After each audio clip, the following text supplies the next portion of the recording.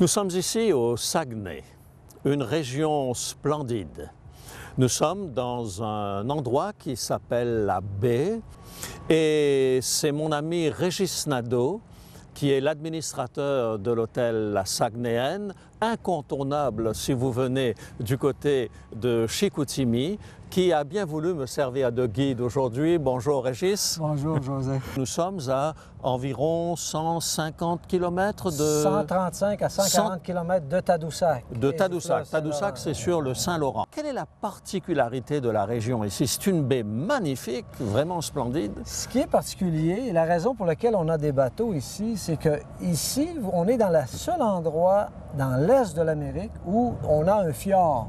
Ouais. Et un fjord a des caractéristiques pour être un fjord. Premièrement, vous allez voir derrière vous, vous avez une rivière qui est quand même relativement étroite, mais qui est très escarpée avec des montagnes. Ouais. Minimum, je dirais, 300 à 350 mètres. Mais ce qui est caractéristique aussi, c'est que dans la rivière même, ce que vous voyez à l'extérieur en hauteur, vous le voyez aussi à l'intérieur même du fjord, c'est-à-dire que le fjord a une profondeur entre 300 aussi et 350 mètres. L'autre caractéristique qui est très importante, c'est le fait que dans un fjord, il doit y avoir de l'eau salée et de l'eau douce. Donc, les premiers 40, je dirais 13 mètres de ce que vous voyez comme eau, c'est de l'eau douce qui vient du lac Saint-Jean, qui est approximativement 60 km d'ici. Ouais. Et le reste de la qui est donc plus dense, c'est de l'eau salée. C'est de l'eau salée. Cette eau salée-là vient naturellement de l'océan Atlantique. Et ici même, à la baie, vous pouvez voir que vous avez ce qu'on appelle une marée qui fait approximativement 5 mètres. Tout au bord, vous pêchez des poissons d'eau douce. Et en plein centre, vous pêchez des poissons d'eau salée. Approximativement 40 km d'ici, on a déjà pris 3 requins de 500 livres. Alors, je pense que cette région, elle se caractérise justement par, je pourrais dire, le thème de l'eau. Le lac Saint-Jean est situé approximativement à une quarantaine de kilomètres de Chicoutimi. C'est un lac aussi qui est immense, parce que c'est presque une petite mer intérieure. L'autre caractéristique intéressante, c'est le zoo de Saint-Félicien, où la caractéristique est le fait que vous êtes en cage et vous vous promenez à travers les animaux qui, eux, sont en liberté. Dans la nature en liberté. Ah. Et je sais également qu'il y a chaque année une course particulière, la traversée du lac. Cette traversée part de Péribonka et se rend jusqu'à Roberval et représente 42 km de nage. Ça se fait normalement approximativement dans 6 heures. Et alors la troisième chose, ce qu'on appelle le déluge qui a frappé la région. Effectivement. Ce phénomène-là, ce qui s'est passé, c'est que ça s'est passé en 1996, au mois de juillet. Je crois que c'était le 16 ou le 17 juillet. Et ce qui s'est passé, c'est que quand vous venez de Québec, vous traversez ce qu'on appelle le parc des Laurentides. Et dans la moitié du parc, il y a une portion qui s'en vient vers le Saguenay et l'autre moitié s'en va vers Québec. Dans la moitié qui vient vers le Saguenay, tous ces rivières-là arrivent dans un endroit qui s'appelle le lac Kenogami, qui est un lac avec beaucoup de barrages. Et ces barrages-là, lorsque dans le parc des Laurentides, il tombe 1 pouce d'eau, normalement, la crue des rivières amène dans le lac une augmentation de 6 pieds, ce qui représente 2 mètres. Donc, avec 2,5 cm d'eau, le lac va grimper de 2 mètres. Durant cette nuit-là et cette fin de semaine-là, durant une nuit, il est tombé 6 fois 2,5 cm d'eau, donc 12 pouces d'eau, ce qui a amené Une trentaine de une centimètres. trentaine de centimètres, et ce qui a amené à ce moment-là le lac d'augmenter de 6 fois plus, c'est-à-dire 12 mètres. Donc, cette accrue d'eau-là a fait que tous les barrages n'ont pas pu prendre cette eau-là et ont débordé et ont commencé à faire lâcher des digues qu'on appelle, parce qu'il y a certains barrages qui sont faits uniquement avec de la terre, mais cette terre-là s'est érodée et ça a fait le fameux déluge qu'on a connu en 1996, c'est-à-dire, et ce déluge-là, naturellement, a pris au-dessus d'1,5 milliard pour reconstruire ce qui s'était détruit.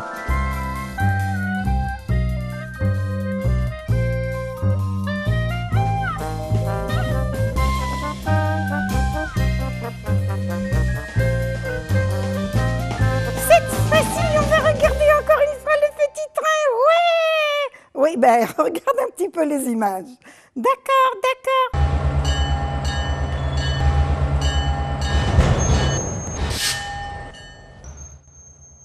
Oh, ça c'est ainsi. Oh là là, ça me donne soif, cette histoire-là. Oui, ça tu peux le dire. Deuxième indice. Oh, ça c'est une cruche, on mettait de l'eau dedans? Oui, on mettait de l'eau et ça te rappelle quoi? Oh, est-ce que c'est l'histoire de Rachel? Non, c'est pas l'histoire de Rachel. Et tu oublies une chose. C'était au temps de Jésus. Aïe, aïe, aïe, alors ça, je sais ça. Est-ce que c'est Jacob qui a descendu les bergères? Non plus, c'est pas cette histoire-là, Lucky. Écoute, je vais te mettre sur le chemin. C'est une dame qui a rencontré Jésus. Ah, ça y est, je sais. Est-ce que c'est la dame que les gens n'aimaient pas? Oui, c'est ça, c'est les gens n'aimaient pas cette dame-là. On appelle la Samaritaine. Tu veux écouter son histoire? Oh oui, alors, oui, oui. Les Juifs m'appellent la Samaritaine. Je n'ai jamais eu de chance dans la vie. Dès que je faisais une bêtise, tout le village le savait. Pourquoi les gens sont si méchants? J'habite le petit village de Sichar. Beaucoup de voyageurs s'arrêtent dans mon village pour boire au puits de Jacob. Quand des voyageurs juifs s'arrêtent au puits, ils ne nous parlent pas, comme si on était des cochons. Et quand on est une femme, c'est encore pire. J'avais tellement envie que les choses changent. Si un jour le Messie vient, j'aurai bien des questions à lui poser. Un jour, je n'avais plus d'eau à la maison. Il était midi et j'ai dû aller au puits sous un soleil brûlant. Un homme était assis sur le bord. Habillé comme ça, c'était un juif. Je ne l'ai même pas regardé. Quand j'ai descendu ma cruche dans le puits, il a dit « Donne-moi à boire ». Comment, toi, un juif, tu me demandes à boire? À moi, une femme samaritaine? Il a répondu « Si tu savais qui je suis, tu me demanderais toi-même à boire et tu n'aurais plus jamais soif. Avec ce soleil, ne plus avoir soif, c'est génial. Elle est où ton eau? Il a répondu « Mon eau peut te donner la vie éternelle. Va chercher ton mari. » J'ai menti et j'ai dit « J'en ai pas. » Et là, il m'a raconté toute ma vie. J'étais soufflée. « Tu dois être prophète, toi. » Et il m'a dit « Je suis le Messie. » Quoi? Le Messie? J'ai couru au village et j'ai crié « Venez voir, le Messie est venu chez les Samaritains. » Jésus est resté 2 jours chez nous. Il nous a parlé si bien de l'amour de Dieu. C'est un juif pas comme les autres. Je suis le sauveur du monde, qu'il a dit. Moi, je le crois, parce que jamais un juif normal n'aurait mis le pied dans notre village. Nous avons été très nombreux à croire en lui. Jésus nous a apporté la paix et l'espoir, et surtout l'espérance d'un monde où juifs et samaritains vivraient en paix. Maintenant, chaque fois que je viens puiser de l'eau, je me rappelle l'eau de la vie que Jésus m'offre, l'amour, le pardon et la vie éternelle. Maintenant, je suis tout à fait heureuse. Dans cette histoire, il y a un mot que je ne comprends pas. C'est lequel? C'est le Messie. C'est quoi un Messie? Le Messie, c'est quelqu'un qui est mis à part. C'est un envoyé de Dieu. Et tu vois, dans la Bible, eh bien, on nous dit qu'un jour, eh bien, Dieu va envoyer celui qu'il a choisi. Et cette personne, c'était Jésus. Ah, d'accord. Maintenant, je commence à comprendre. Et dis-moi, pourquoi est-ce qu'il dit que Jésus, c'était pas un juif normal? Eh bien, parce que les Juifs, à l'époque, ils n'aimaient pas du tout les Samaritains. Et ils évitaient de passer par la Samarie. Mais Jésus, lui, il aimait tout le monde, tu vois. Et il voulait que tout le monde soit un jour avec lui. Alors, il a discuté avec cette dame. Et cette dame, elle a été la première missionnaire. Tu te rends compte? Elle est allée chercher tout le monde dans le village. Et elle a dit, venez voir, j'ai trouvé le Messie, je crois que c'est lui. Et quand les disciples ont découvert que Jésus était en train de parler avec une Samaritaine et avec des Samaritains, là, ils ont vraiment compris que tout ce que disait Jésus, c'était pas seulement pour les Juifs, mais c'était pour tout le monde et que tout le monde pouvait être sauvé. Oh, c'est extraordinaire! Oh!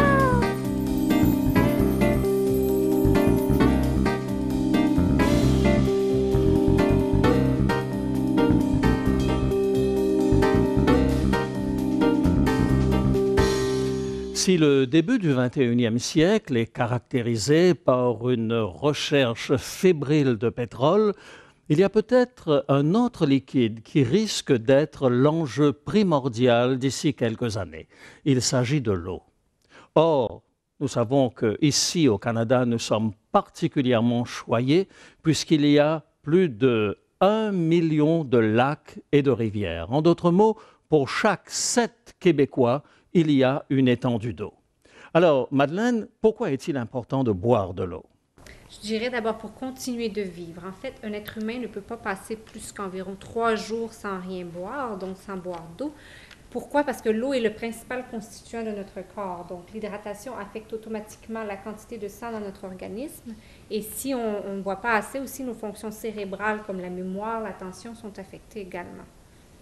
Et combien d'eau a-t-on besoin dans le corps? Notre corps est composé d'environ 60 à 70 % d'eau. Et les fluides, donc, ils occupent l'espace intracellulaire, donc à l'intérieur des cellules, et à l'extérieur des cellules, c'est partagé partout dans nos tissus. Oui, mais en fait, si on a tellement d'eau dans le corps, pourquoi est-ce que c'est nécessaire d'en boire encore? En fait, on en perd. Donc, dans tout ce qu'on fait, la respiration, la transpiration, les urines, les larmes, tout ça, on perd de l'eau. La perte d'eau totale dans une journée est d'environ 2 litres. Donc, il faut remplacer cette eau pour pouvoir en avoir suffisamment pour vivre. 2 litres, ça représente environ 8 verres d'eau? Bon, c'est ça qu'on dit, le 8 verres d'eau par jour, c'est classique de dire ça, mais il faut penser, c'est pour sensibiliser les gens, donc c'est facile à penser. Donc, c'est environ 8 verres d'eau, mais de 250 millilitres. Par contre, on peut additionner tous les apports liquidiens qu'on a dans la journée. Ça peut être un verre de jus, un verre d'eau. Ensuite, on peut prendre une boisson chaude. Tout ça s'additionne au bout du compte pour créer le 2 litres. Donc, ce n'est pas nécessairement que de l'eau qu'on boit. Aussi, les fruits qu'on mange ont environ 20 % d'eau à l'intérieur. Donc, ça peut participer aussi à cet apport liquidien dans la journée. Il y a aussi le 6-pack de bière qui s'y ajoute. Alors, c'est sûr que ces boissons-là, comme les boissons gazeuses, la bière, tout ça, c'est pas indispensable. Donc, l'eau est indispensable, on le sait, mais les boissons comme ça contiennent aussi des calories. Quand on pense qu'une canette de Coca ou de Coke, ça contient 42 grammes de sucre, c'est des calories pas vraiment nécessaires à notre alimentation. Et ça contient aussi de la caféine qu'on compte pas ici. Donc, l'eau est quand même nettement préférable. Alors, comment savoir si je bois suffisamment d'eau? Alors, la couleur de l'urine doit être jaune pâle, c'est difficile à penser, mais non seulement ça, il y a aussi la soif. Donc, on ne peut pas vraiment se fier que sur la soif. Le corps développe cette sensation de soif quand on a déjà perdu 2 % de notre poids total. Donc, on ne devrait pas se rendre là. Donc, il faut boire même avant anticiper cette soif. Il faut savoir aussi que quand notre corps a perdu 15 à 20 % du poids total, ça peut être dangereux et provoquer la mort. Donc, quand on est rendu à une perte d'eau si grande, c'est dangereux. Alors, Madeleine, quels sont les bienfaits de l'eau pour la santé? Alors, l'eau maintient le volume au niveau de notre sang et des liquides lymphatiques. Ça fournit la salive qui permet d'avaler les aliments. Ça nous sert de lubrifiant pour les articulations, les yeux, entre autres. Ça permet les réactions chimiques à l'intérieur des cellules. Ça permet l'absorption et le transport des nutriments ingérés. Ça assure aussi l'hydratation de la peau et l'élimination des déchets de la digestion et des divers processus métaboliques. Donc, prenez l'habitude de boire de l'eau tout au long de la journée.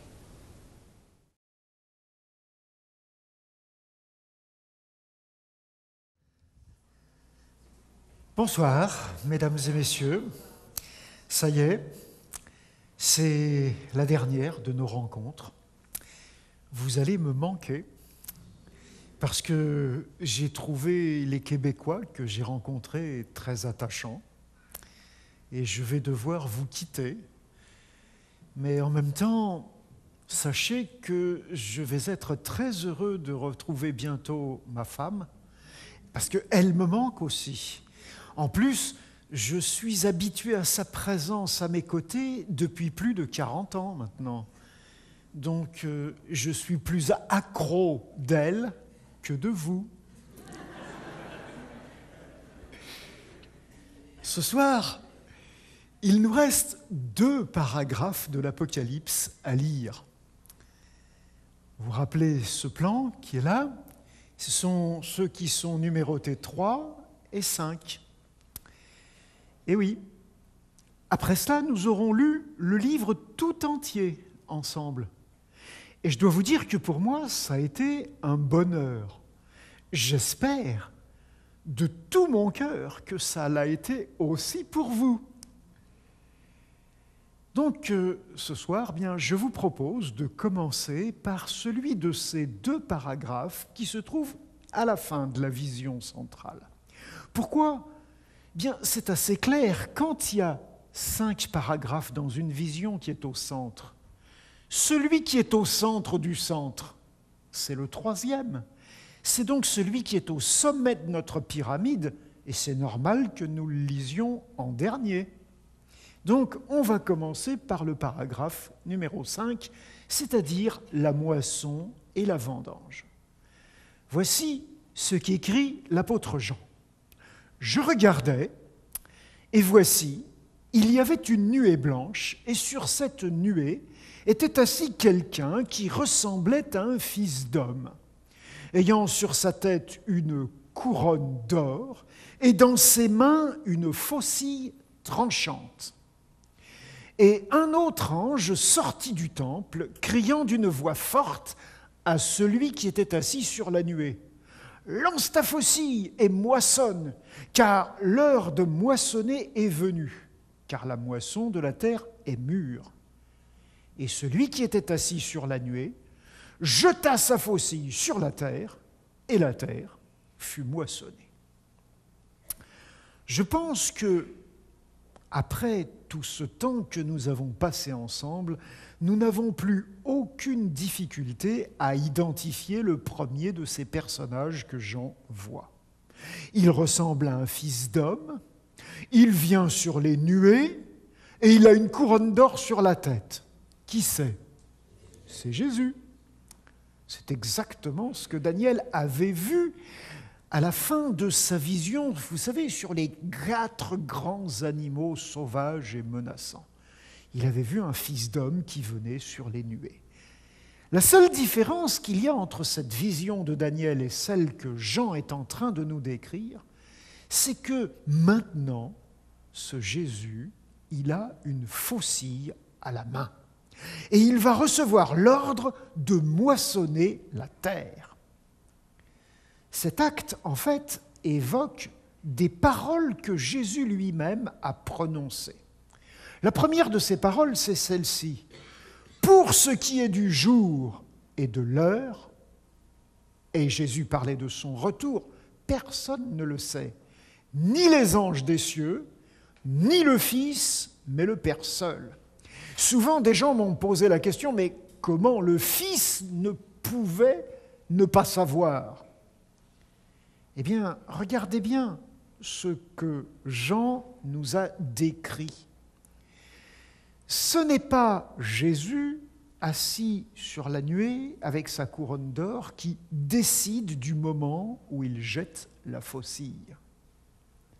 C'est un ordre qu'il reçoit d'un ange et qui lui est envoyé par le Père. Cet ange sort du temple et lui transmet l'ordre de moissonner. C'est le Père qui décide du temps. La deuxième parole de Jésus qui nous est rappelée par ce texte, c'est cette parole très simple où Jésus disait « La moisson, c'est la fin du monde ». Il disait ça après avoir raconté une histoire de paysans.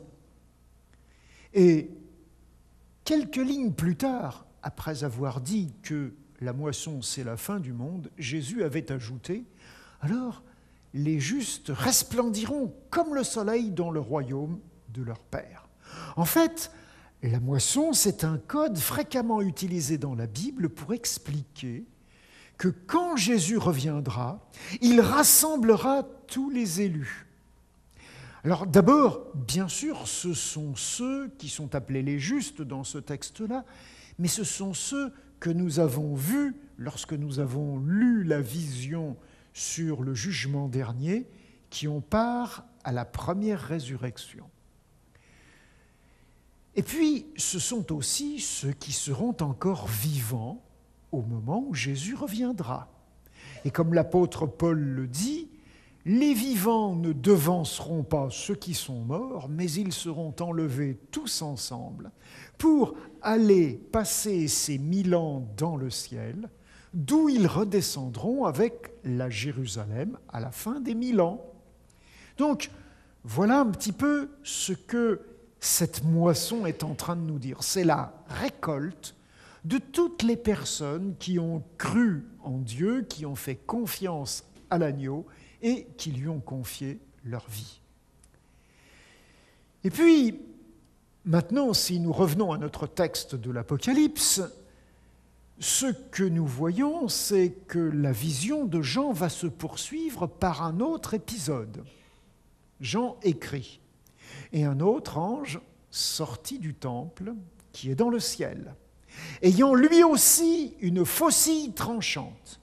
Et un autre ange, qui avait autorité sur le feu, sortit de l'autel et s'adressa d'une voix forte à celui qui avait la faucille tranchante, en disant « Lance ta faucille tranchante et vendange les grappes de la vigne de la terre, car les raisins de la terre sont mûrs. » Et l'ange jeta sa faucille sur la terre, et il vendangea la vigne de la terre, et jeta la vendange dans la grande cuve de la colère de Dieu. Et la cuve fut foulée hors de la ville. Et du sang sortit de la cuve jusqu'aux morts des chevaux sur une étendue de 1600 stades. Après la moisson, voici la vendange. En Israël, la moisson des céréales a lieu en général entre les mois d'avril et de juin. Tandis que la vendange a lieu bien plus tard. Elle commence souvent à la fin du mois d'août et se termine à la fin du mois de septembre. La vendange, c'est donc une autre image du même type que la moisson, mais cette fois-ci, c'est le rassemblement de tous les humains qui se sont rangés du côté des ennemis de Dieu. C'est un ange qui fait cette vendange, et c'est Dieu qui lui en donne l'ordre et qui en fixe le moment. C'est l'état de maturité du raisin qui détermine ce moment. Dieu a repoussé ce moment le plus tard possible, dans l'espoir de voir encore des hommes et des femmes se repentir, changer de camp. Et quand on y réfléchit, lui seul est capable de dire quand est le bon moment. Parce que pensez un petit peu. Nous avons la tête qui tourne quand on réfléchit à ça. En effet, à chaque seconde, des enfants naissent sur cette terre. À chaque seconde, des gens meurent sur cette planète. Quand peut-il donc être le bon moment ? Si je suis persécuté, si je souffre, je vais souhaiter que ce moment vienne le plus vite possible pour être enfin libéré, soulagé de mes souffrances, pour qu'elles soient abrégées.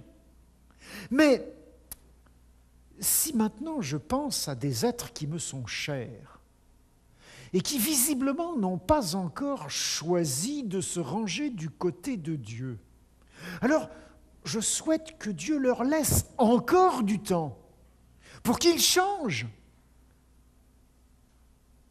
Donc face à cette question-là, je ne peux faire que confiance à Dieu. Parce que si c'est moi qui décide, je vais faire des bêtises. Dieu, lui, sait quand est le bon moment. Et c'est Jésus qui va pouvoir, de cette façon-là, engranger la récolte, mais aussi vous avez remarqué, fouler ce raisin dans ce qui était appelé la cuve de la colère de Dieu. L'image peut nous paraître très forte, surtout avec ce sang qui sort. Mais rappelez-vous ce qui se passe au moment de l'arrivée du cavalier qui vient sur le cheval blanc qui était décrit dans la scène du jugement. Il va attraper le diable et ses acolytes, et après ça, on nous dit, il foulera la cuve du vin de l'ardente colère du Dieu Tout-Puissant. Mais souvenez-vous, c'est le diable, et ce sont la bête et le faux prophète qui vont être foulés, tandis que qu'est-ce que le Christ va faire? Eh bien, il va simplement constater que malheureusement, ces personnes qui ont opté de rester dans le camp ennemi, eh bien, vont être détruites de façon radicale. Lorsqu'après cette vendange qui correspond finalement à la seconde résurrection, soyez bien attentifs aux scènes de l'Apocalypse, Satan réussit à les convaincre de nouveau à s'attaquer à la Nouvelle Jérusalem, alors un feu vient les anéantir. Voilà en quoi consiste l'acte de fouler la cuve de la colère. Il ne s'agit pas d'un acte violent de quelqu'un qui s'acharne contre des êtres qu'il méprise, non. Mais il s'agit d'une intervention radicale, instantanée, qui met fin de façon définitive à une situation inacceptable. Et le texte, si vous l'avez remarqué, précise que cela se passe en dehors de la ville. Ça nous rappelle que ces ennemis de Dieu, conduits par le diable récidiviste, n'a pas réussi à pénétrer cette ville qu'il voulait attaquer. Malheureusement, c'est vrai, le texte nous rappelle qu'ils seront nombreux. C'est ce qu'indique cette quantité de sang qui sort de cette cuve et qui représente une véritable inondation. Parce que les mesures qui sont faites représentent quelque chose de plus d'1 mètre de haut, jusqu'aux morts des chevaux, et sur une étendue qui est définie avec une longueur de l'Antiquité, 1600 stades, qui aujourd'hui est à peu près l'équivalent de 300 kilomètres. L'inondation du Saguenay, dont on a parlé tout à l'heure. Voilà donc une manière dont Jean nous décrit la fin de l'histoire humaine. C'est peut-être l'occasion maintenant de vous donner quelques explications à propos de certains éléments que j'ai laissés en suspens. Mais je voudrais vous demander de faire bien attention, parce que ces explications correspondent à ma compréhension actuelle des choses. Elles ne sont pas le texte. Elles sont donc sujettes à caution. Je ne peux que les proposer à votre réflexion en me rappelant bien que dans son épilogue, le livre de l'Apocalypse donne cet avertissement. Je le déclare à quiconque entend les paroles de la prophétie de ce livre. Si quelqu'un y ajoute quelque chose, Dieu le frappera des fléaux qui sont décrits dans ce livre. Et si quelqu'un retranche quelque chose des paroles du livre de cette prophétie, Dieu retranchera sa part de l'arbre de vie et de la ville sainte décrite dans ce livre. Alors, prudence. Le livre de l'Apocalypse n'est pas un livre avec lequel on joue et on peut s'amuser à faire tout un tas de suppositions et de prédictions à notre mesure. Mais je vous ai promis de revenir sur quelques éléments, et en particulier sur des éléments chronologiques. Comme José vous l'a expliqué en détail, on peut comprendre la période de 3 ans et demi, de 42 mois ou de 1260 jours comme représentant les 1260 années de la domination de cette bête qui montait de la mer.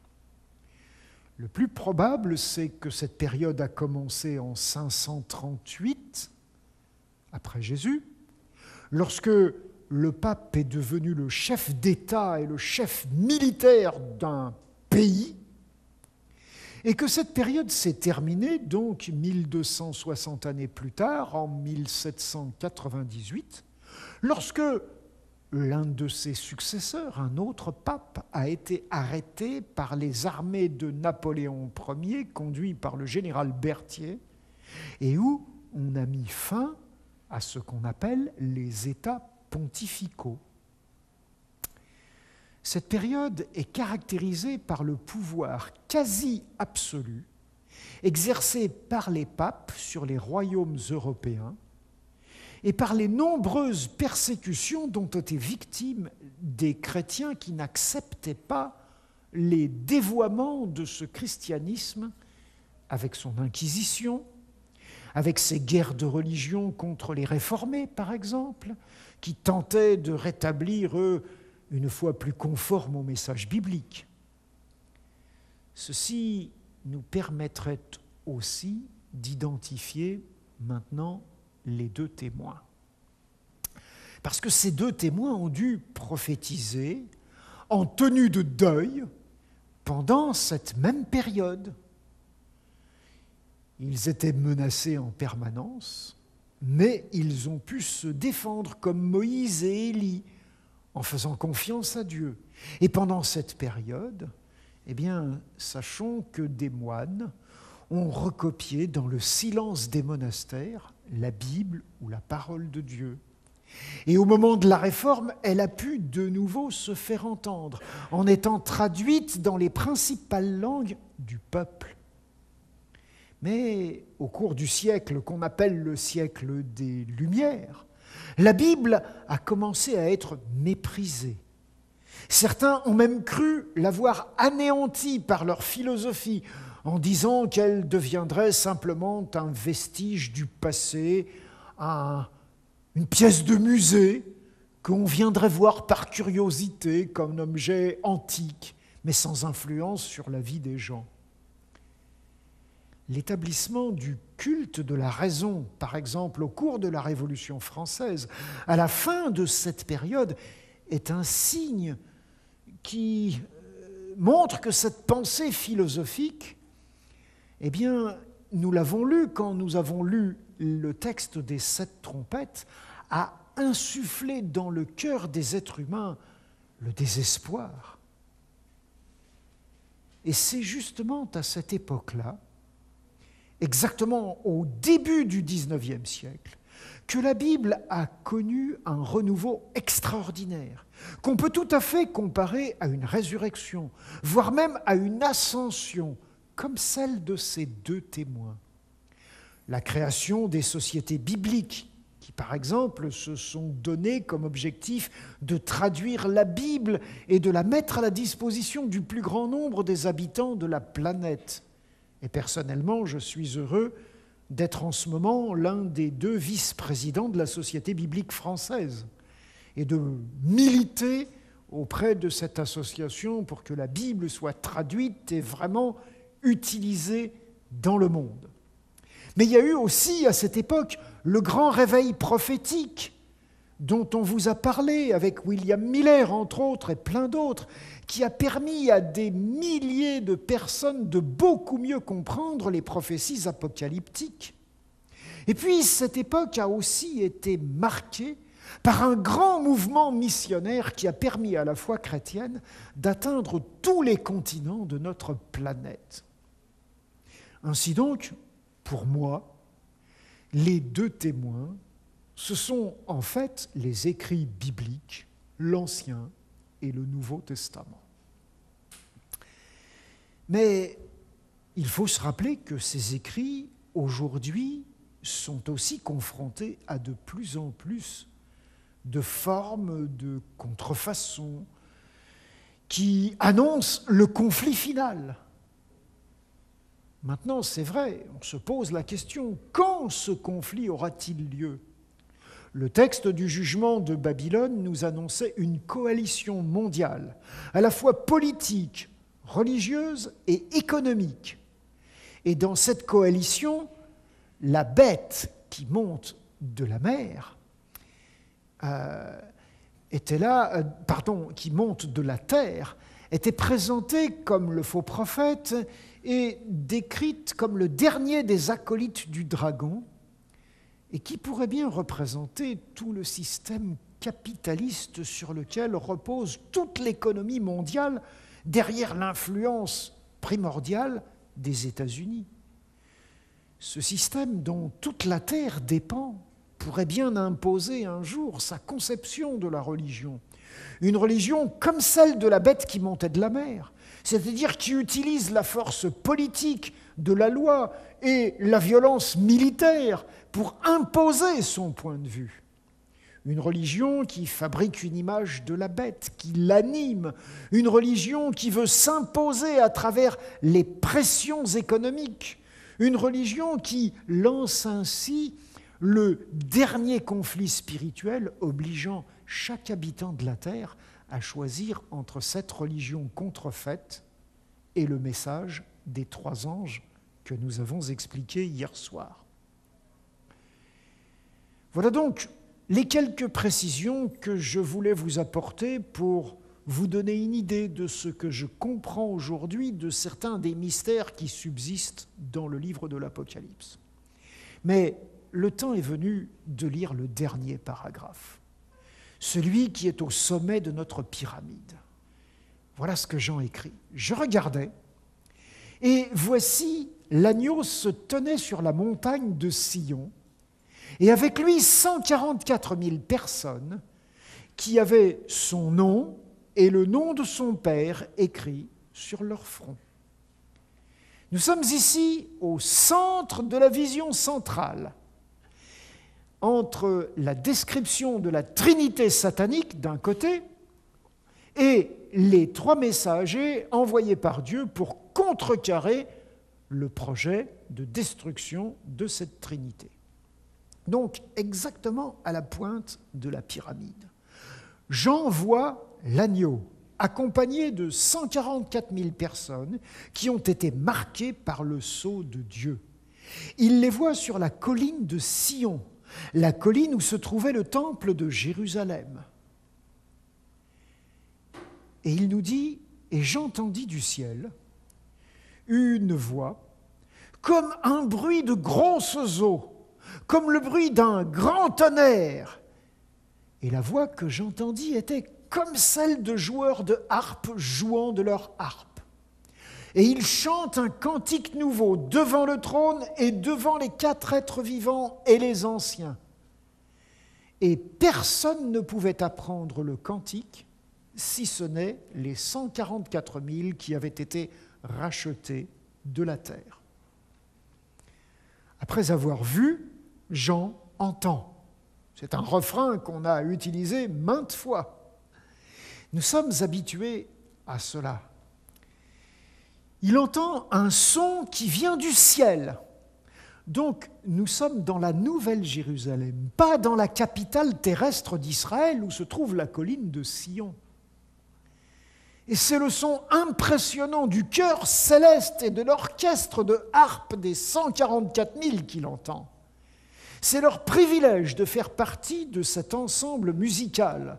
Et le chant qu'ils interprètent est nouveau.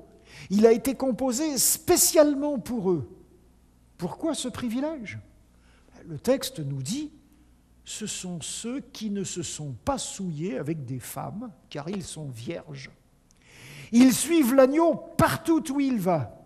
Ils ont été rachetés d'entre les hommes comme des prémices pour Dieu et pour l'agneau. Et dans leur bouche, il ne s'est point trouvé de mensonge, car ils sont irrépréhensibles. Ah, Jean, en nous donnant les dernières précisions concernant les 144 000, nous met dans l'embarras, parce qu'il utilise des choses qui sont surprenantes. Mais bon, d'abord, il vient nous confirmer qu'il ne s'agit pas exclusivement de descendants d'Israël. parce qu'il nous parle d'hommes qui sont rachetés. Encore une fois, l'agneau qui a payé le prix de leur rachat, ce n'est pas eux qui l'ont payé, c'est lui. Ils ne sont pas qualifiés selon des conditions différentes qu'ils auraient dû remplir pour parvenir à ce salut. Non. Les conditions de leur salut, en fait, c'est ce qui provoque chez eux ce privilège de pouvoir chanter, de pouvoir jouer de la harpe, de pouvoir être parmi les rachetés. C'est la transformation que Dieu a pu réaliser dans leur vie, parce qu'ils lui ont confié leur vie. Et c'est ce qu'indique clairement le fait qu'ils suivent l'agneau partout où il va. Leur bonheur consiste à être avec l'agneau et à prendre pour maître cet agneau, à vivre comme ses disciples. Au moment où Jean les voit, aucun reproche ne peut leur être fait. Et deux domaines particuliers sont abordés. Ils sont vierges, nous dit-on, parce qu'ils ne se sont pas souillés avec des femmes.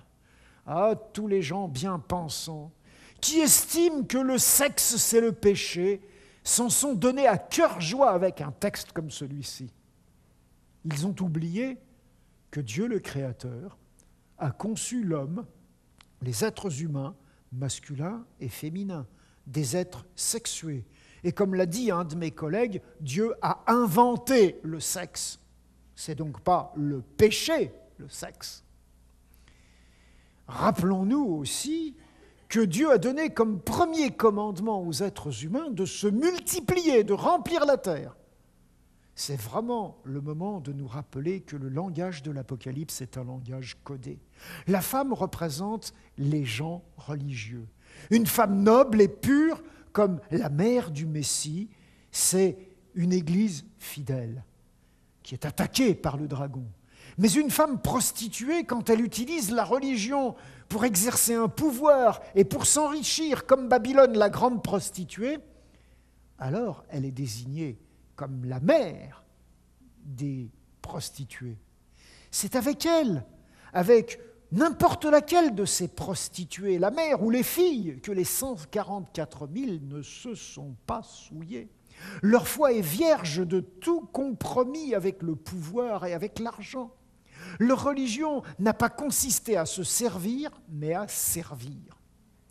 Deuxième domaine, dans leur bouche, il ne s'est pas trouvé de mensonge. Leurs paroles n'ont jamais eu comme objectif de séduire, de tromper, de faire croire ce qui n'est pas. La tromperie, la séduction, c'est la spécialité du diable. Dans son évangile, l'apôtre Jean avait d'ailleurs écrit ceci.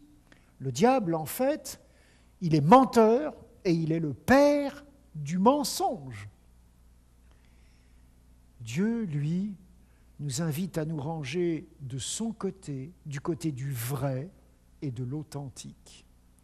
Enfin, le texte précise qu'ils sont des prémices, c'est-à-dire les premiers fruits de la récolte, les premières céréales de la moisson que nous avons vues. C'est sans doute une invitation à les considérer comme une catégorie spéciale parmi les sauvés, peut-être ceux qui ont vécu la dernière étape de l'histoire, celle de la détresse la plus grave qu'il y ait jamais eue, peut-être ceux qui seront encore vivants au moment où Jésus reviendra. Mais leur seul privilège par rapport aux autres saints, c'est que eux, ils seront les seuls à pouvoir chanter le cantique que Jean a entendu. Alors en conclusion, je ne peux que vous rappeler que l'Apocalypse contient 7 béatitudes. Heureux celui qui lit et ceux qui entendent les paroles de la prophétie et qui gardent les choses qui y sont écrites, car le temps est proche. Vous avez lu, vous êtes heureux. Heureux dès à présent les morts qui meurent dans le Seigneur. Oui, dit l'Esprit, afin qu'ils se reposent de leurs œuvres, de leurs travaux, car leurs œuvres les suivent. Vous n'êtes pas encore morts, je ne souhaite pas votre mort, mais je souhaite que vous et moi, le jour où nous mourrons dans le Seigneur. Heureux celui qui veille et qui garde ses vêtements, afin qu'il ne marche pas nu et qu'on ne voit pas sa honte. Soyez couverts par Jésus et les vêtements blancs qu'il nous donne. Heureux ceux qui sont appelés au festin des noces de l'agneau. Ces paroles sont certaines et véritables, ce sont les paroles de Dieu. Heureux et saints ceux qui ont part à la première résurrection. La seconde mort n'a pas de pouvoir sur eux. Ils seront prêtres pour Dieu et pour le Christ, et ils régneront avec lui pendant 1000 ans. Heureux celui qui garde les paroles de la prophétie de ce livre. Heureux ceux qui lavent leurs robes afin d'avoir droit à l'arbre de vie et d'entrer par les portes dans la ville. Cette occasion de bonheur, et il ne s'agit pas de choisir entre ces occasions, non. Elles nous sont toutes données, elles sont cumulables. Ce sont toutes celles, tous ceux qui veulent bien accueillir l'agneau comme sauveur, qui sont au bénéfice de ces promesses de bonheur. Vous avez bien compris, le bonheur présent éternel ne se trouve qu'en se mettant à la suite de l'agneau.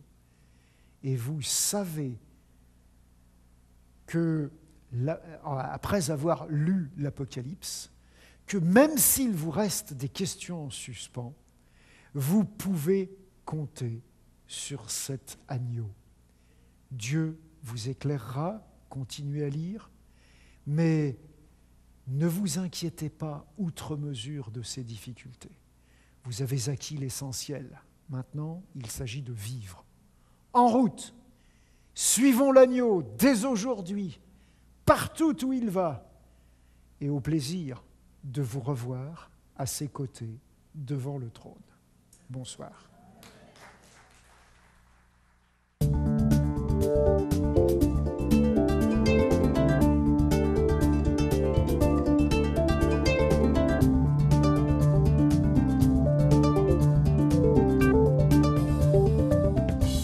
Bonjour Daniel. Bonjour José. C'est la dernière fois que nous avons le plaisir de nous retrouver sur ce plateau, puisque nous arrivons à la fin de cette série de conférences. Et je crois que le choix que tu as fait est absolument merveilleux, puisqu'il s'agit de la Bible. Et tout au long de cette série de conférences sur l'Apocalypse, nous avons découvert que Dieu n'est pas ce Dieu cruel, ce Dieu vengeur, ce Dieu qui veut détruire, mais au contraire, c'est le Dieu de l'amour. Et alors, peut-être que notre lecture de la Bible à partir de maintenant sera très différente de celle qu'elle a été. Absolument. Jésus nous l'a dit, notre Père qui est aux cieux. David parlait de l'Éternel qui est mon berger.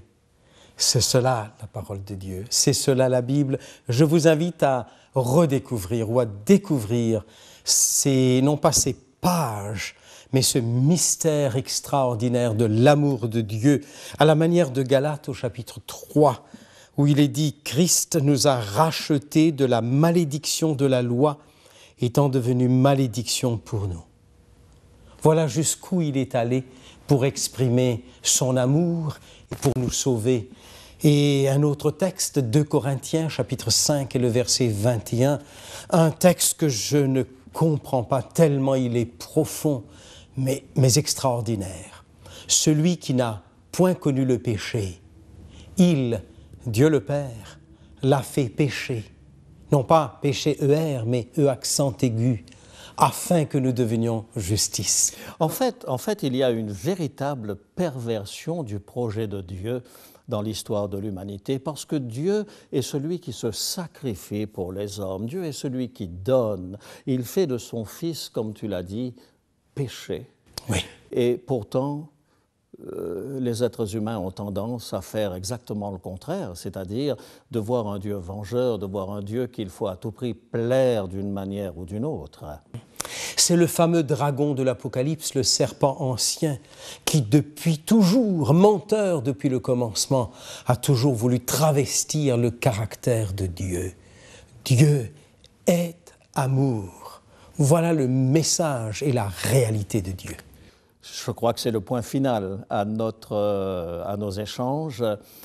La Bible, c'est effectivement le livre qui va nous permettre de voir maintenant Dieu avec un regard certainement totalement différent. Oh. Merci de nous avoir apporté comme cela au long de ces soirées un certain nombre d'éléments qui nous permettront certainement de grandir dans notre relation avec Dieu. Mes amis, nous sommes aux environs de l'année 90 après Jésus-Christ. Depuis 20 ans, Jérusalem a été détruite par les Romains, après un siège qui a été d'une cruauté inouïe.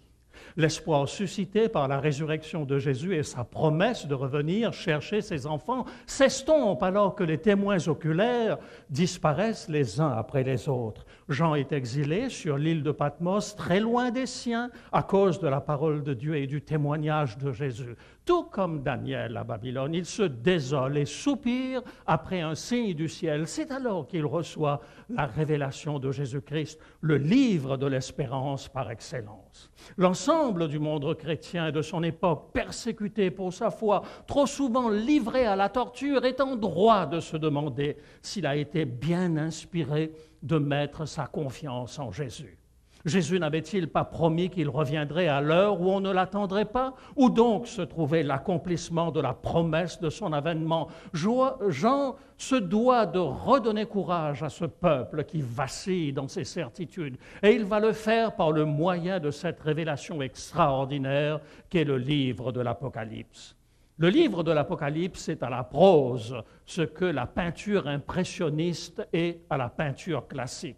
Par petites touches successives, Jésus brosse un tableau de l'histoire de l'humanité jusqu'à son retour. C'est pour cela que l'Apocalypse ne se lit pas. Il se visite, on s'en imprègne, on le vit et on le reçoit comme un don précieux qui étanche la soif d'idéal et d'espérance. À première vue, le livre de l'Apocalypse paraît confus et incompréhensible. Mais une étude plus attentive nous permet de découvrir une remarquable structure. Si le découpage n'est pas toujours identique, pourtant les différents commentateurs s'accordent sur une division en 7 sections comme celle que nous avons ici. Résumons ce que nous avons découvert au fil de nos 16 dernières soirées. Les premières paroles du livre définissent sans ambiguïté le projet de Jean, transmettre la révélation de Jésus-Christ, donnée pour montrer à ses serviteurs ce qui doit arriver bientôt. C'est bien le rôle du prologue de ce livre. Le chapitre 1er rassure les croyants qui s'inquiètent du prolongement de l'attente. « Votre Seigneur est bien ressuscité. Je l'ai vu, dit Jean, marchant au milieu des chandeliers. Il est bien l'Éternel, le commencement et la fin, l'alpha et l'oméga, celui qui était mort et qui vit au siècle des siècles. Votre espérance est bien placée. Vous avez misé sur le bon cheval. » Ce premier chapitre a son pendant dans l'épilogue au chapitre 22. Et à partir de là, les pièces du puzzle, du casse-tête, comme nous disons, se mettent en place les unes après les autres, jusqu'à ce que se révèle à nos yeux une fresque dont le point culminant est le triomphe du bien sur le mal dans la vision centrale. La première partie du livre se subdivise en 3 parties. Une première vision, celle des 7 églises, qui brosse un tableau général de l'histoire du christianisme à travers les siècles. Partie sur les chapeaux de roue, dans le droit fil de la pure doctrine transmise par les apôtres, l'Église milite jusqu'à accepter de mourir pour sa foi. Mais le temps et le succès finissent par avoir raison de l'enthousiasme. Alors l'Église s'assoit dans le siècle présent et finit même par prendre les rênes du pouvoir séculier. Il faudra des siècles d'obscurantisme avant que l'Église, mûre pour la réforme, n'accepte de se remettre en question. Cette réforme, ce retour vers les valeurs fondatrices du christianisme, conduira l'Église à redécouvrir le sens de sa mission, aller par tout le monde et partager la bonne nouvelle à toute nation, tribu, langue et peuple. Ainsi, les conditions sont enfin réunies pour que la parole prophétique de Jésus, consignée dans l'évangile de Matthieu au chapitre 24, s'accomplisse. Cette bonne nouvelle du royaume sera prêchée dans le monde entier pour servir de témoignage à toutes les nations. Alors viendra la fin. Mes amis, nous sommes à la dernière partie, à la 7e époque de l'Église, celle qui prépare un peuple pour le retour, pour l'apparition en gloire de Jésus-Christ. Après cette première vision, nous avons la vision des 7 sceaux. Et à cette vision vont succéder 2 autres qui visent à préciser les détails en rapport avec ce combat sans merci qui a commencé dans le ciel et qui a vu le territoire de Satan se réduire comme une peau de chagrin pour ne plus se limiter qu'à notre planète. Non que Dieu nous ait sacrifiés pour que le mal ne soit circonscrit qu'à notre planète, mais parce que nos premiers parents ont librement consenti à ce que Satan utilise notre terre comme champ d'expérimentation de son contre-projet. À la suite de cela, les 7 trompettes, les images utilisées pour décrire l'ouverture des 7 sceaux et le son des trompettes a de quoi traumatiser ceux qui ont délibérément choisi le camp adverse. Pourtant, tel Pharaon, lorsque Moïse présenta ses lettres de créance, à savoir le miracle du bâton transformé en serpent et celui de la lèpre blanche, les impies ne se repentent pas et refusent de donner gloire à Dieu. La description des malheurs qui vont frapper la terre a pour objectif de créer un sursaut chez ceux qui hésiteraient encore à choisir leur camp. Les conséquences seront sans appel, précise Dieu. Non sans avoir pris la précaution de rappeler à ceux qui attendent la délivrance que les 7 sceaux et les 7 trompettes ne concernent que ceux qui refusent de se soumettre au projet de Dieu. Certes, les dommages collatéraux atteindront les enfants de Dieu, car ils partagent la même planète que les disciples de Satan. Mais qu'ils soient rassurés, ils sont soigneusement et précisément identifiés, 144 000, nombre parfait, symbolique par excellence, qui sont les rachetés de la terre et qui n'ont rien à craindre de ces fléaux. Puis arrive la vision centrale, Apocalypse chapitre 12, verset 1er à 15, verset 5. Alors se révèle dans toute sa splendeur le dénouement final, le message intangible de Dieu, le projet éternel qui est le même hier, aujourd'hui et éternellement. Plus que 2 catégories dans la vision centrale, ceux qui sont destinés à être moissonnés pour les greniers du Seigneur et ceux qui sont destinés à être vendangés pour être foulés aux pieds et détruits à jamais. Et en plein centre de cette fresque, en plein milieu de la vision centrale, les caractéristiques de ceux qui peuvent chanter la gloire du Dieu Tout-Puissant. Ils ont gardé les commandements de Dieu et ils ont la foi de Jésus. Que sont donc ces commandements de Dieu? Ils sont le critère du jugement. Tout comme sans code de la route, il n'y a pas d'amende, il n'y a pas de ticket. Eh bien, sans loi, sans normes divines, il n'y a pas de transgression et en conséquence, pas de jugement. La vision centrale ne laisse aucun doute sur l'étalon qui va servir au jugement. Ne commence-t-elle pas par une apparition du temple céleste dans lequel se trouve l'arche de l'alliance et les lois, les 10 commandements? Et quoi d'autre que les 10 commandements, code de l'alliance éternelle de Dieu avec les hommes, peut servir de norme au jugement? D'ailleurs, pour que nul n'en doute, la vision centrale est close par la même scène. Le temple dans le ciel s'ouvre de nouveau au chapitre 15 et le verset 5 et apparaît l'arche de l'alliance. Et dans l'arche, rien d'autre que les 2 tables de la loi parfaite, semblable à celle écrite du doigt de Dieu à l'intention de Moïse pour en souligner son caractère éternel. À partir de cette scène centrale qui a rassuré les premiers chrétiens sur le projet immuable de Dieu, le prophète va reprendre la même séquence de 3 tableaux que nous avons vus dans la première partie du livre.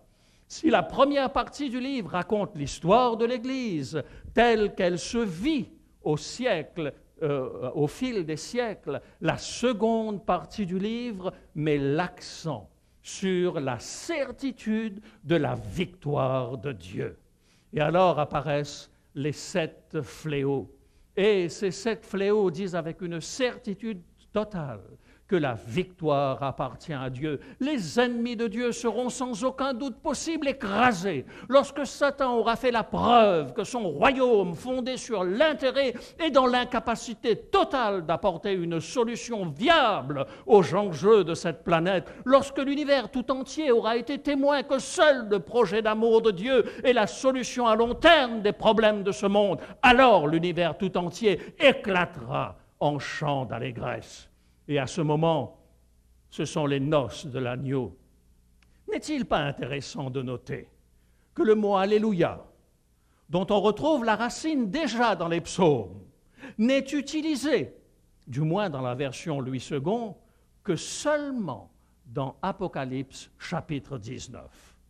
Ce mot va ponctuer les étapes de la victoire totale de Dieu. Nulle part ailleurs, dans la version seconde, nous ne retrouvons le mot « Alléluia », si ce n'est dans le chapitre 19 de l'Apocalypse. Et il revient 4 fois dans le chapitre 19 de l'Apocalypse.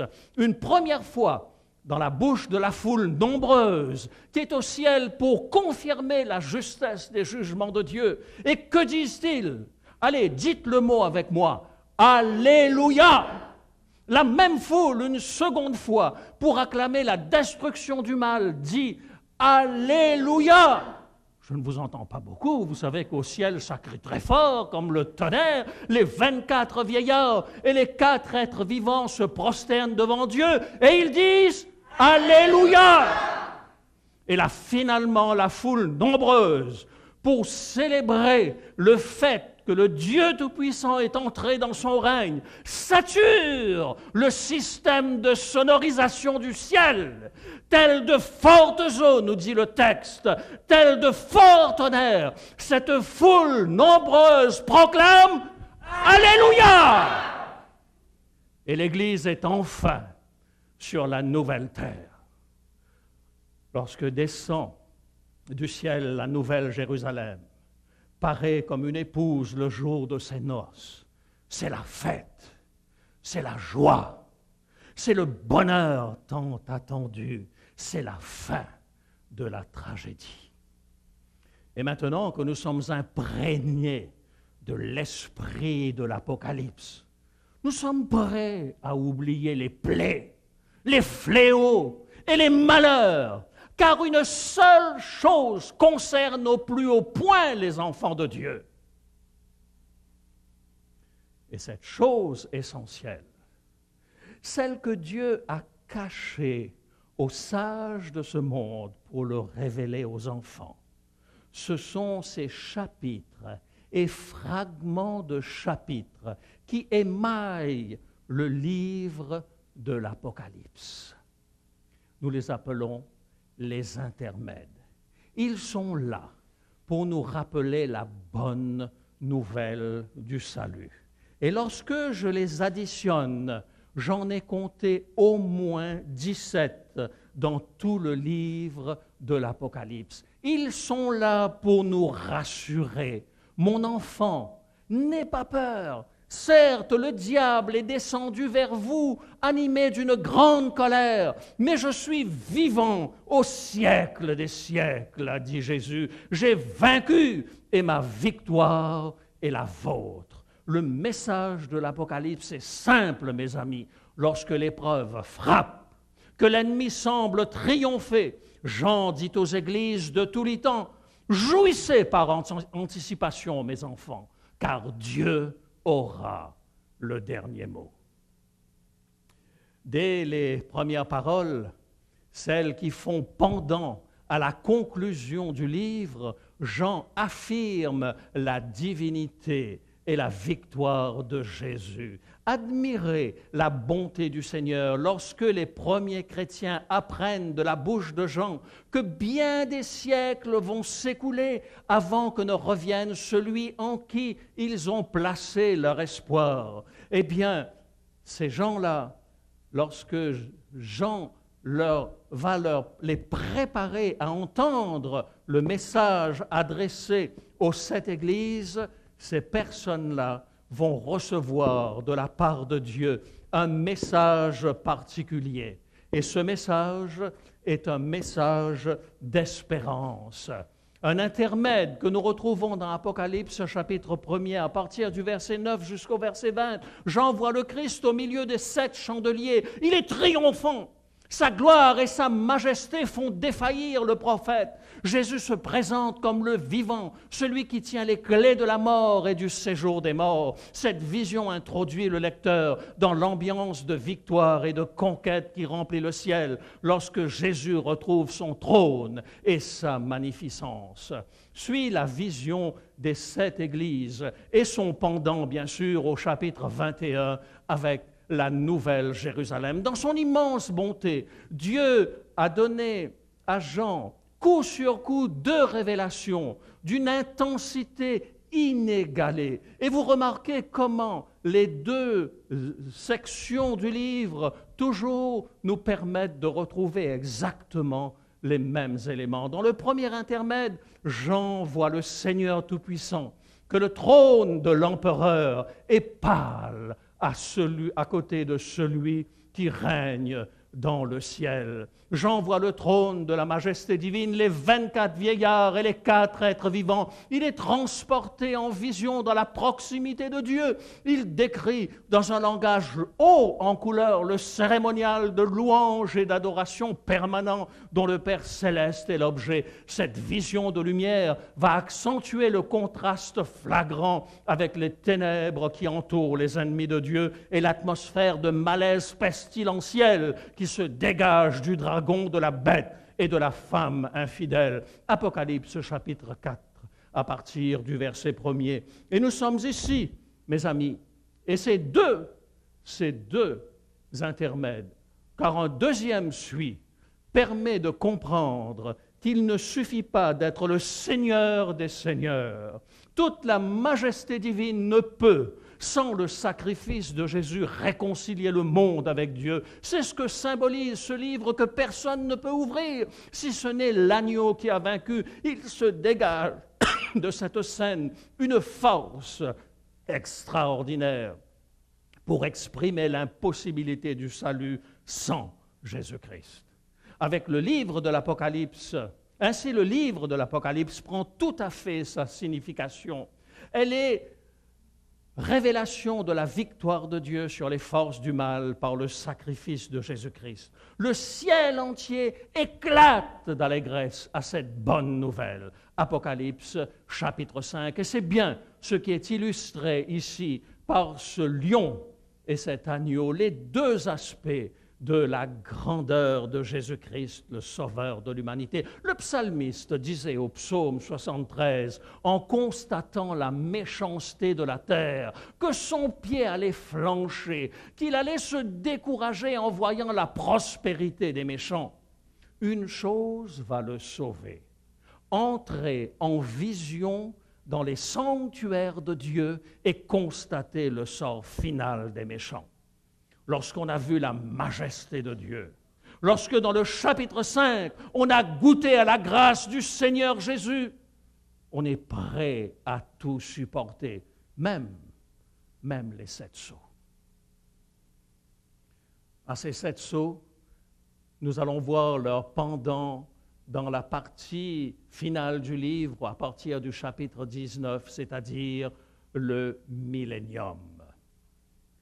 Et nous allons avoir également, après ce parallèle entre les 7 sceaux et le millénium, nous allons avoir à nouveau un intermède.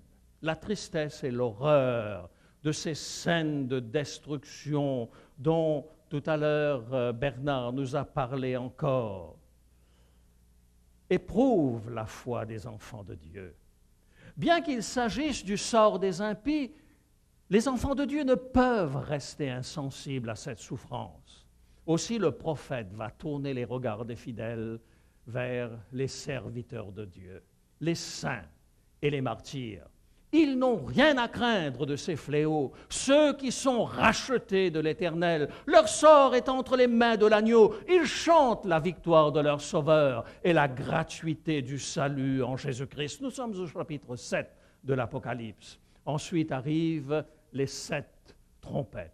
Et ces 7 trompettes, bien sûr, ont leur pendant dans la fin du livre avec les 7 plaies que nous retrouvons à partir d'Apocalypse chapitre 15. Encore une fois, le Seigneur ne veut pas laisser son peuple sur une image sombre de destruction. Voyez en quels termes nous allons, dans l'intermède suivant, voir le Seigneur rassurer les enfants de Dieu. Et à chaque fois, vous pouvez constater ce parallèle qu'il y a dans le livre de l'Apocalypse, un parallèle absolument parfait.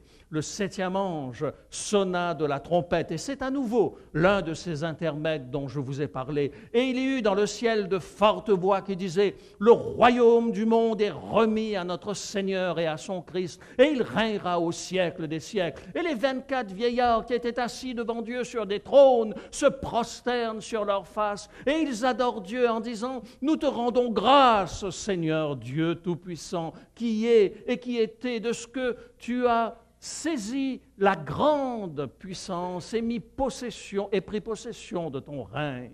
Les nations se sont irritées, ta colère est venue, et le temps est venu de juger les morts, de récompenser tes serviteurs, les prophètes, les saints et ceux qui craignent ton nom, les petits et les grands, et de détruire ceux qui détruisent la terre. » Alors seulement se présente la vision centrale. Et cette vision centrale, c'est la grande controverse et la victoire de Dieu, toujours en opposition avec cette grande controverse et la chute de Babylone. Si nous retrouvons dans Apocalypse chapitre 11 cette grande controverse historique, nous le retrouvons dans la 2e partie, qui est une partie eschatologique, et où nous retrouvons comment l'Église, au fil des temps, s'est laissée aller à adopter les modes de fonctionnement de ce monde.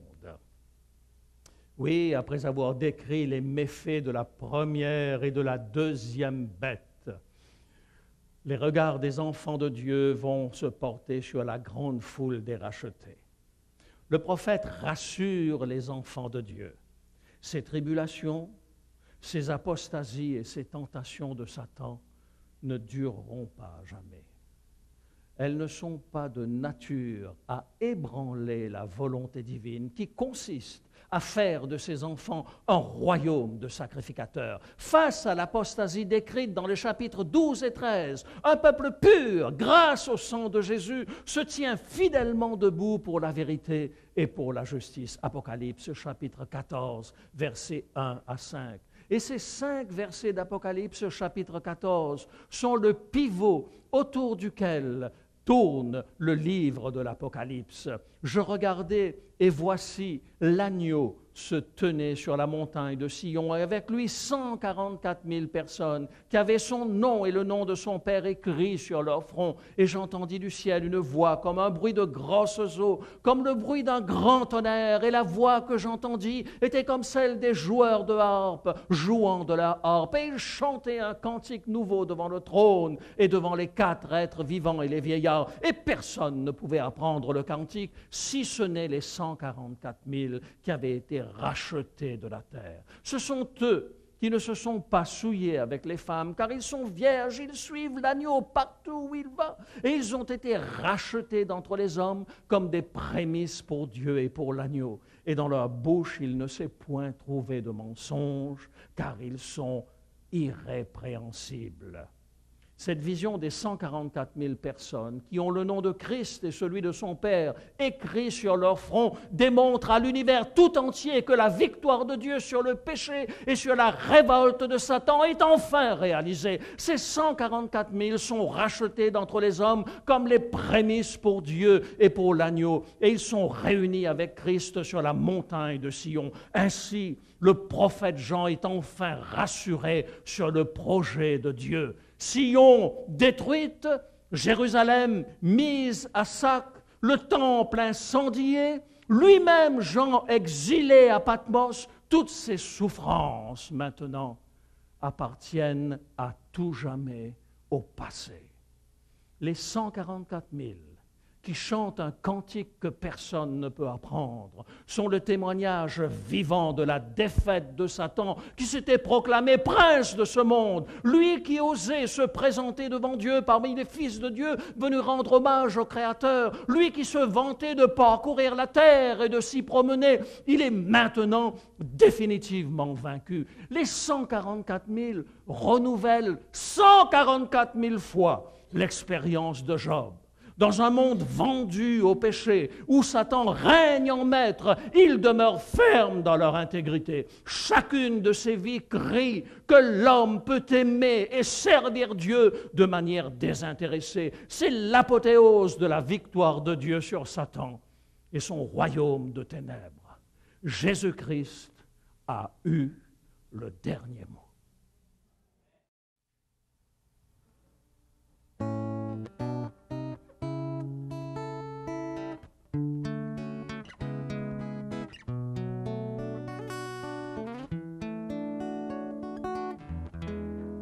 Je veux te suivre toute ma vie. Où tu iras, j'irai, je resterai. Je veux te suivre, oui, pour la vie. Où tu me conduiras, j'irai près de toi. Je sais que ni les puissances, ni le présent, ni l'avenir ne peuvent me séparer de ton amour pour moi. Tu m'as donné ta vie, ton amour coule au fond de moi. Tu marches devant moi, je te suis pas à pas. Je veux te suivre toute ma vie. Où tu iras, j'irai, je resterai. Je veux te suivre, oui, pour la vie. Où tu me conduiras, j'irai près de toi. Je sais que ni les puissances, ni le présent, ni l'avenir ne peuvent me séparer de ton amour pour moi. Tu m'as donné ta vie, ton amour coule au fond de moi. Tu marches devant moi, je te suis pas à pas. Je sais que ni les puissances, ni le présent, ni l'avenir ne peuvent me séparer de ton amour pour moi. Tu m'as donné ta vie, ton amour coule au fond de moi. Tu marches devant moi, je te suis pas à pas. Tu marches devant moi, je te suis pas à pas. Je veux te suivre.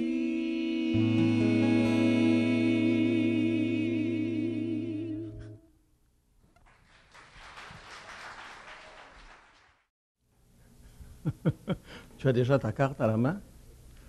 Allez, selon vous, de quelle poche vais-je sortir ce soir la petite carte? Poche gauche ou poche droite? Ceux qui disent la poche droite, ils gagnent une tringle à rideau. Et ceux qui disent la poche gauche, ils gagnent un balai. Alors, poche gauche ou poche droite?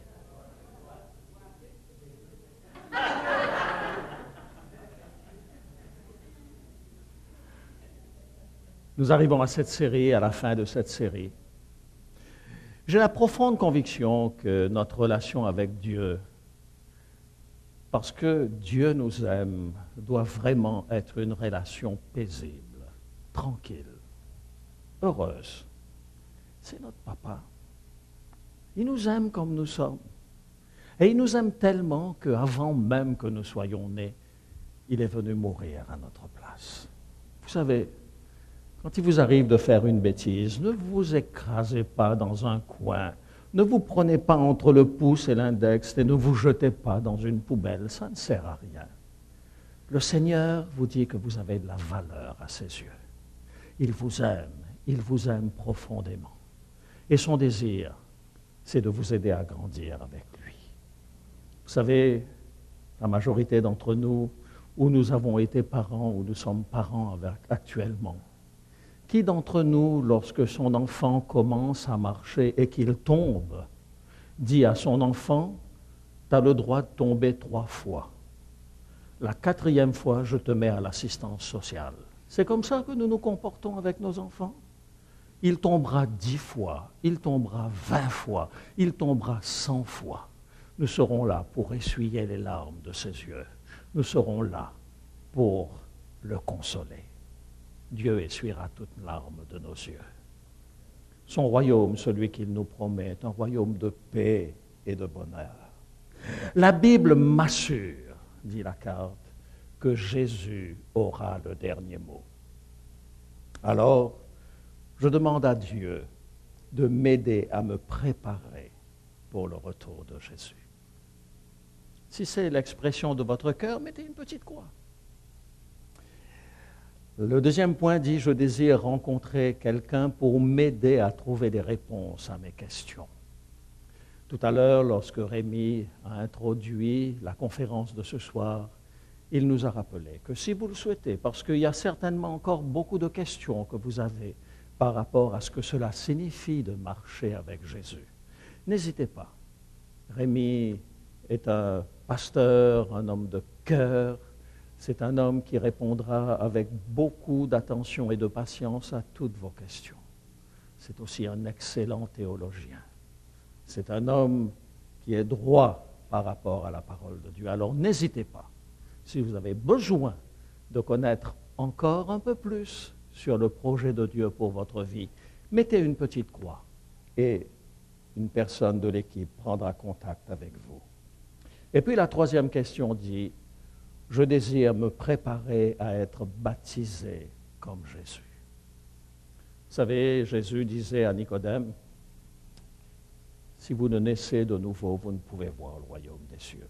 Nicodème disait, mais comment est-ce qu'on peut naître quand on est vieux? On ne peut pas rentrer dans le ventre de sa maman et naître à nouveau. Jésus lui dit, il faut que vous naissiez d'eau et d'esprit. Le baptême comprend 2 aspects. C'est un ensevelissement tout d'abord. On est enseveli à son ancienne vie. On meurt au péché. Et quand on sort de l'eau, on ressuscite en nouveauté de vie. C'est une image absolument extraordinaire.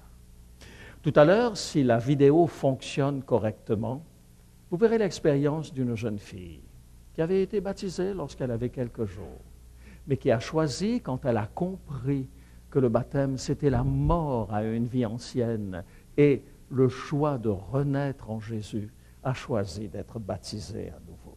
Et puis le 4e point, vous le connaissez, eh bien, je désire recevoir le texte de la conférence de ce soir. Si vous ne remplissez pas votre petit papier, vous ne l'aurez pas. Et d'ailleurs, j'ai eu l'indiscrétion de regarder dans le petit panier. J'ai vu qu'en rentrant, il y a certains qui ont pris la carte, ils ont mis 4 croix. Et puis ils l'ont posé déjà. Ils sont déjà sûrs de leur décision. Gloire à Dieu. Bravo. Prions ensemble pour que le Seigneur nous inspire afin que nos choix soient des choix qui déterminent notre avenir, non pas seulement sur cette terre, mais pour l'éternité. Père Céleste, combien nous te sommes heureux de nous avoir permis, pendant ces quelques soirées, à Bernard et moi, de parler de ce que nous aimons tellement, de Jésus-Christ, notre Sauveur.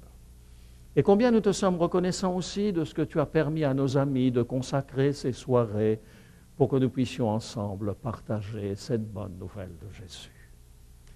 Nous n'aimerions pas que cela reste simplement un beau discours que nous avons entendu. Nous aimerions tellement que ce soit une expérience vécue avec toi, une expérience qui nous permette d'être encore plus heureux, plus épanouis sur cette terre, en attendant le bonheur d'être avec toi pour l'éternité. Merci Seigneur de répondre à notre prière au nom de Jésus, notre Sauveur. Amen. Alors Myriam, que fais-tu dans la vie? Je suis présentement aux études, au cégep, puis j'étudie en sciences de la nature. Puis comme activité, je joue du violon, comme on a pu le voir. Je fais aussi du vélo, de la natation et du basketball. J'aime aussi l'art comme bricolage, faire du scrapbooking, des choses comme ça. J'aime beaucoup la nutrition, puis la psychologie, puis j'aimerais vraiment aller dans le domaine de la santé, là. Et tes parents, donc, vous habitez ici à Chicoutimi pour l'instant, mais si j'ai bien compris, il est possible que vous déménagiez bientôt. C'est surtout vraiment mes amis qui vont beaucoup me manquer, mais j'ai l'intention de revenir ici pour les voir. Je sais qu'il y a eu une expérience un petit peu traumatisante dans ta vie à un moment. Alors donc, vous étiez en voiture, toute la famille, ton frère, ta sœur et toi, tes parents, et puis vous étiez en train de rouler sur une route, et en face, quelqu'un est arrivé. Oui. Ce qui est arrivé, c'est qu'il y avait un monsieur qui était en face, puis lui, il avait pris de l'alcool. Il allait trop vite, puis il n'y avait plus de direction. Il n'était pas capable de diriger sa voiture. Fait que, il a perdu le contrôle de la voiture. Il était vraiment de notre côté, dans notre voie, puis à cause de ça... Il est venu dans votre voie et ça a été un choc frontal, c'est ça? On a tous été blessés, toute la famille, mais c'est moi qui ai été la plus gravement blessée, étant donné que j'étais la plus jeune. Mais c'est toi qui as été le plus touché. Oui.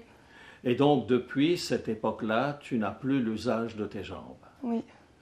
Et comment est-ce que tu réagis par rapport à cela? Est-ce que tu es révolté? J'en veux à personne. Je sais que c'est ce qui est arrivé, puis je crois bien que, sérieusement, que Dieu avait un projet pour moi. Oui, peut-être que je suis en fauteuil, mais je suis pas morte, je suis encore en vie. J'ai eu la chance de pouvoir le rencontrer plus tard. Puis vraiment, là, je trouve que je suis certaine que Dieu est plus présent dans ma vie. Qu'est-ce que c'est que le groupe Alliance? C'est un groupe qui va à plusieurs places au Québec. Ils se déplacent, puis on fait des spectacles pour évangéliser, surtout. On chante, puis j'ai joué aussi du violon dedans. Puis je trouve que c'est vraiment quelque chose de vraiment formidable, là. On fait une semaine l'été avec plein de spectacles, là, puis des fois d'autres en dehors de ça. Puis, c'est vraiment le fun aussi au côté social, spirituel, puis musical, tout, là, c'est merveilleux. Puis au fur et à mesure que je commençais à avoir une relation plus proche de Dieu, puis tout, j'ai décidé de me faire baptiser quand j'avais 14 ans pour vraiment démontrer que je voulais suivre Dieu, puis que je voulais aussi revivre une nouvelle vie plus proche de Dieu, puis vraiment avec une belle relation. C'est formidable. Mais en fait, tu avais été déjà baptisée. Oui, quand j'étais jeune. Tu étais bébé. Oui. Qu'est-ce qui t'a poussé à vouloir faire une deuxième fois la même expérience du baptême? Quand j'avais été baptisée quand j'étais jeune, vu que j'ai été baptisée pas longtemps après la naissance, c'est pas moi qui avais vraiment fait le choix d'être baptisée. C'était pas ton choix. Ouais. Ben, tu sais, comme la plupart, c'était les parents qui avaient fait baptiser leur enfant. Mais un peu plus tard, tu sais, là, c'était vraiment ma décision quand j'ai grandi. Là, c'était vraiment ce que je voulais, me rapprocher de Dieu. Ben, tu sais, c'est pas vraiment le baptême qui fait qu'on se rapproche de Dieu, mais quand même, ça fait comme une nouvelle naissance, tu sais. Puis c'est vraiment quand j'ai compris ça que j'ai voulu me faire baptiser. Et qu'est-ce que ça a apporté dans ta vie? Est-ce que tu te sens plus heureuse, plus joyeuse? Ben, surtout au moment même du baptême, j'ai vraiment ressenti quelque chose de spécial, là. On dirait que ça a fait beaucoup d'émotions en moi, sérieusement. Puis depuis, on dirait que je veux me rapprocher de Dieu. Puis, tu sais, je sais pas, j'étais pas malheureuse avant, fait que je peux pas dire que ça m'a vraiment changé au côté de la bonne humeur. Mais au point de vue de la relation avec Dieu, je crois que ça a été aidé. quelque chose de positif. Oui. Si tu avais un conseil à donner à des jeunes de ton âge qui ont peut-être aussi vécu une expérience traumatisante, qu'est-ce que tu leur dirais? qu'il n'y a pas juste ça qu'il faut voir dans la vie. Là. Il y a d'autres choses. Même avec un handicap, on peut faire plein de choses, puis on n'est pas tout seul. Là. Il y a des gens pour nous aider quand on est dans le problème, plein de choses comme ça. Il y a Dieu aussi vers qui se tourner, puis